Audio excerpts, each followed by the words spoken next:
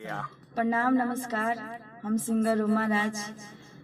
बहुत खुशी के बात ई बा कि मोतिहारी में स्टार स्टूडियो में बहुत सारा गाना रिकॉर्ड भइल सब और उ गाना अपने सुनी और कमेंट करके बताएं कि वो गाना कैसन बा।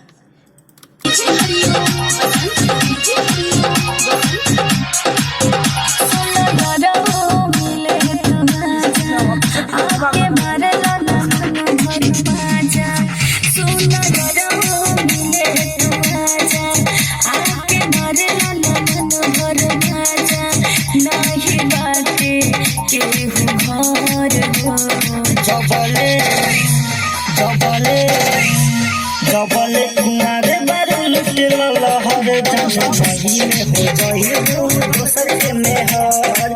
जबले तुम्हारे बारे लुटे लहर जाने मही में हो गई दोसर के मेहर।